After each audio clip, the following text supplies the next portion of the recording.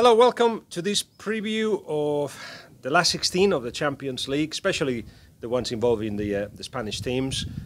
We talk about Barcelona, Napoli, and Manchester City, Real Madrid. We'll mention quickly as well Juventus, Lyon, and Bayern Munich, Chelsea.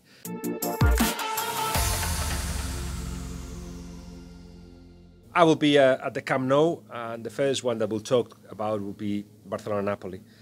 It's been a strange period for Barcelona. 2 points ahead of Real Madrid before the confinement, and after that they just threw it away with one defeat at the end when it didn't count, but 3 draws that were massively important. Tension within the side, and I explained it in other videos that there is a lack of trust between the manager and the players. There's a truce now. Everybody wants to focus in the game in hand. It is true that Quique Setién would like Messi to have a smaller area of influence. Let the midfielders get the ball to you instead of you doing everything. But that means changing the way that he plays football. I'm not sure you'll be able to do it or convince him in such a small period of time, especially when it looks like Quique Setién may not even be there next season. But a lot depends on Messi. Of course, Dembélé is not ready yet to take part of the game. We know that Busquets and Arturo Vidal will be missing, and that's big misses in the midfield. So we may see the likes of De Jong, who will be fit already, of course, maybe Rakitic, Riqui Puig, who gives a different pace to the football of Barcelona, and I imagine it will be Griezmann, Luis Suarez and Messi up front, and Ansu Fati will have his chance maybe later in the day. But all in all, it's a small squad compared to a bigger squad of Napoli, a squad that love Gattuso, that he can do no wrong. He's taken them to be 7th in the league at a time where the challenge to get to the Champions League was getting further away as the weeks were going under Ancelotti. And Gattuso has kind of managed to balance things out a little bit, to stable things out, and you know how they're going to play. They will play the same way that they did the first leg, which was giving the initiative to Barcelona and counter-attacking.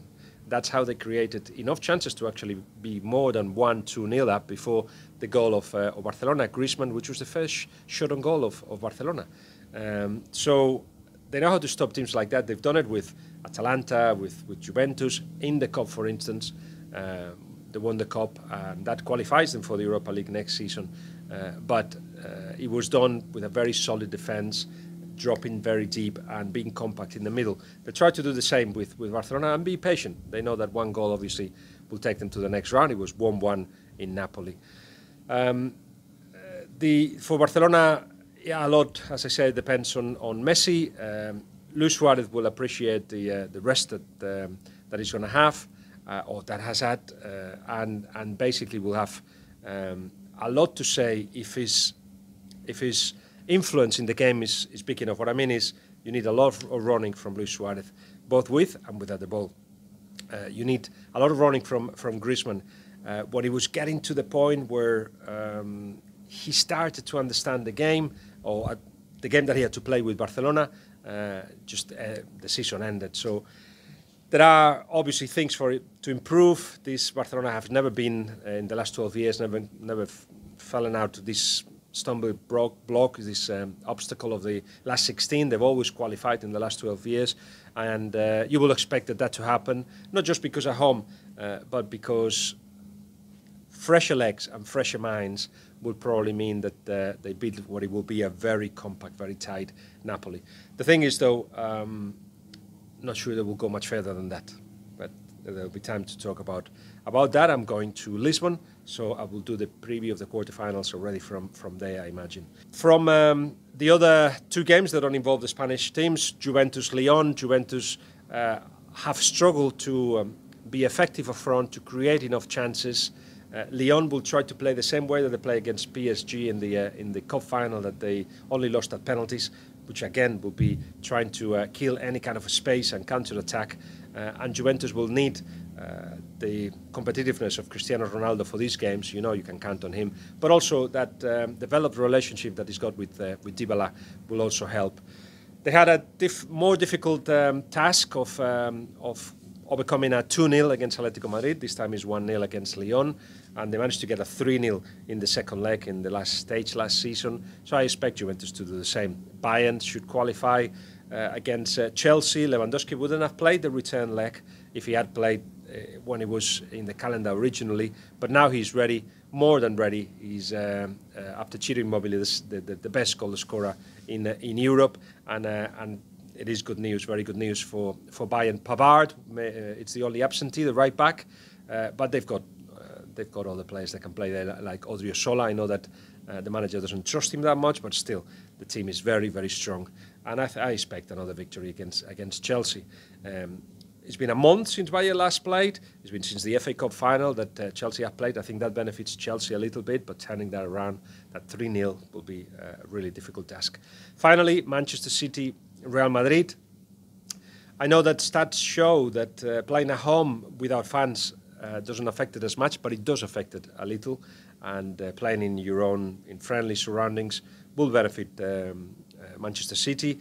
Of course, Kun Agüero won't be there, but you've got other players that are on double figures in terms of goals this season. Kevin De Bruyne, Gabriel Jesus, Bernardo Silva, Sterling, of course. So you are talking about so many opportunities to attack. I don't think Manchester City will change a lot the way they played against Real Madrid. And it wasn't the usual way, because at the beginning they made sure that to beat the pressure of a Real Madrid that was perhaps more tired then, will be fresher now. So perhaps we'll also try to stop Manchester City building from the back. What Manchester City did for the first 15-20 minutes was playing along from Ederson to the attackers, to Gabriel Jesus especially, who was on the right-hand side of the attack most of the time, waiting for that ball, that long ball.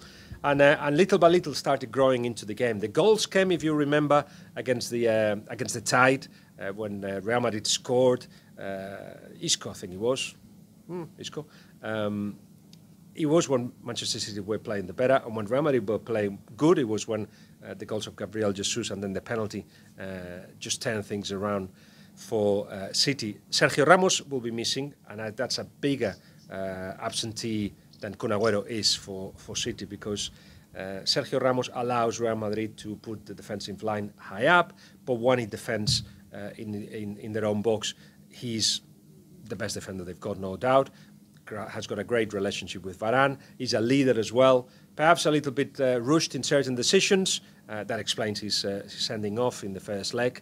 But with Militao in the middle and Varane, there is a possibility of mistakes being made, and it will be a weaker part of the defense of Real Madrid. But Real Madrid defend as a team now, 25 goals conceded only, and that makes it the best defense, domestic defense in Europe, in the big leagues, and that was because of the work that everybody puts in, from Benzema to the last defender, and of course Courtois, who was fantastic, better form than when Real Madrid met Manchester City first.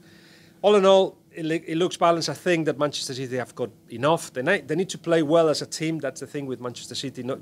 They won't be able to trust one player. Kevin De Bruyne won't win the game for them, but as a team, if they're playing as a team, for me, is one of the, if not the best team in the world. Let's see. I do see it's a good campaign for Manchester City, this one in the Champions League, a good opportunity to get to the semi-finals, which, by the way, that was the real target of Pep Guardiola. Not to win it. He was never asked to win the Champions League, but he was asked to get into the last four, into the semi-finals of the Champions League, and dominate the domestic competitions, which they have dominated, you would say, if you look at the bigger picture, in recent times, or at least they have won enough trophies to be saying that the domestic target is met.